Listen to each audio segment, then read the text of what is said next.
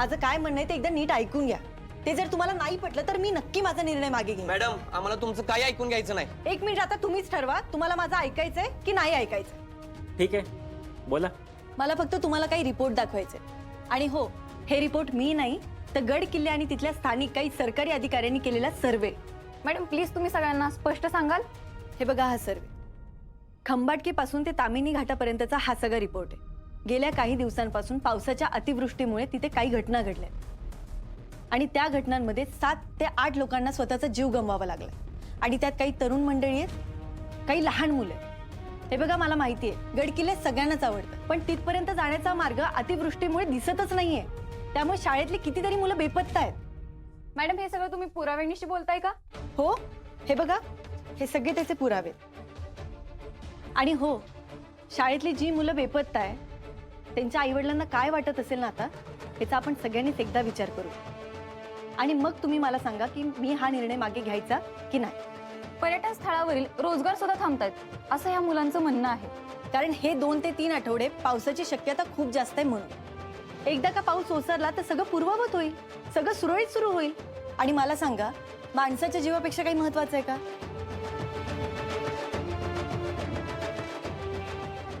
एक मिनिट, आमची यंत्रणा पुढचे 2 ते 3 आठवडे सुरक्षेच्या दृष्टीने काम करत असेल, हे त्याचे काही रिपोर्ट आहे।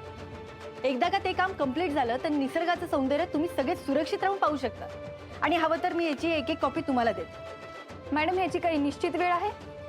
2 ते 3 आठवड्यात पावसाचं प्रमाण कमी होईल अशी शक्यता तरी आहे। एकदा का पाऊस ओसरला तर सगळंच पूर्ववत होईल। फक्त तोपर्यंत मी घेतलेल्या निर्णयाचं सगळ्यांनी काटेकोर पद्धतीने पालन करावं एवढीच माझी इच्छा आहे। आपण सगळ्यांनी समजून घेतलं ना तर जीवितहानी आपल्याला टाळता येईल। आता मी सांगितलेल्या गोष्टी आणि तुमच्या समोर ठेवलेल्या ह्या गोष्टी, यावरून मी घेतलेला निर्णय योग्य आहे की अयोग्य आहे हे मला तुम्हीच सांगा।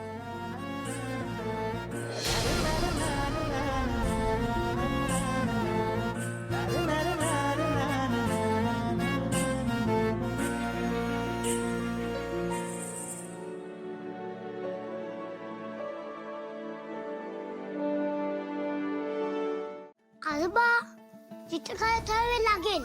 बाळा, तुला मोर्चाचं ऐकून टेन्शन नाही ना आलं? बापू, मारताना टेन्शन कसलं? बापू, अहो एवढा विश्वास पाहिजे बघा आपल्या माणसांवर, म्हणजे ना माणसाला पण लढायला ताकद येते। म्हणजे काय झालं नक्की? बाळा, तुझ्या मानं ना मोर्चा मोडून काढला, म्हणजे तिनं सगळ्या मुलांना पटवून दिलं की तिचा निर्णयच बरोबर आहे म्हणून। आजोबा आहेच बेस्ट। अरे अमोल, पर मला सांग बघू, कसलं चित्र काढतोय तू? आजोबा सिक्रेट आहे, एकदम टॉप सिक्रेट। अमोल, अरे कसलं सिक्रेट? बापू, सिक्रेट काय सांगतात का? अरे सिक्रेट बापूंपासून लपवतात का?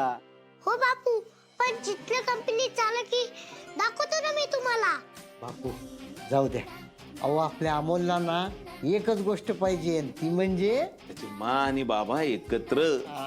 येस आजोबा, आता मी त्यांच्या मधली नियती आहे नियती, आणि मी त्या दोघांना एकत्र आणूनच सांगणार। वाह अमोल, अरे तू अडचणींना घाबरत नाहीस ना, हे बघून मला लय बरं वाटतं बघ। आता तुझ्या मा आणि बाबाला किती वेगळं करायचा प्रयत्न केला ना तर त्याच्यात तूच जिंकणार। येस बापू, माझे माँ बाबा एकत्र आहे, यांना वाच। हा, आता तुम्ही मला सांगा, मी जे बोलते हे योग्य आहे का अयोग्य आहे? मामा, मा अशी म्हणली आणि ते पोरं निघूनच गेली बघ। बापू, दीदीच्या कामाची डॅशिंग स्टाईल मिस केली राव मी आज। अरे आप्याने फक्त त्यांचा मोर्चाच मोडला नाही तर स्वतःचं म्हणणं त्यांना समजून सांगितलं आणि त्यांना ते पटलं। बापू, हे बघा, मला एवढंच माहिती होतं की मी काही चुकीचं करत नाही आणि एकदा का सगळ्यांना समजून सांगितलं ना की सगळे समजून घेतात। हा, पण समजून सांगणारा तसा लागतो ना। पण आप्पे, मोर्चा बघून मला पण जरा टेन्शन आलं होतं बरं। बाबा, मा असताना टेन्शन? अरे हा, हे खरं आहे, अमोलला ना अजिबात टेन्शन नव्हतं, तो एकदम निवांत होता। त्याचा त्याच्या मावर लय विश्वास आहे ना। नाही खरंच आप्पे, तुझ्यातलं नामुलच्यातलं हे नातं आहे ना, मला पहिल्या दिवसापासून लय भारी वाटते बघ। म्हणजे अमोलला नात्यांची लवकर समज आली। हो, नात्यात विश्वास नसला तर त्याचे काय परिणाम होतात हे माहिती आहे मला।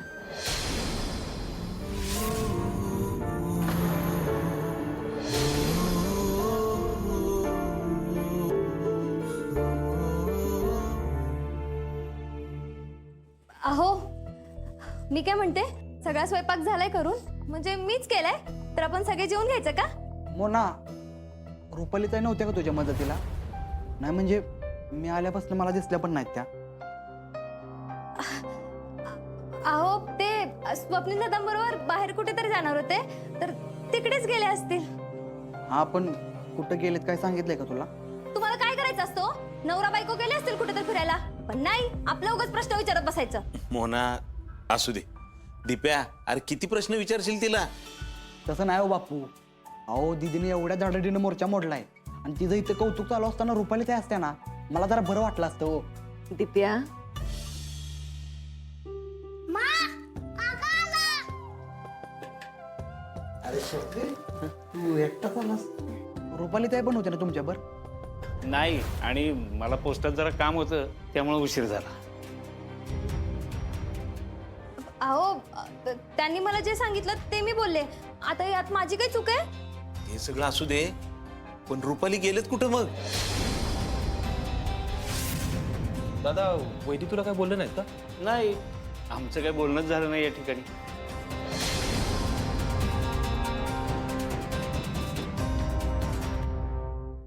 कुणालाही काही न सांगता ताई गेलेत कुठे मग?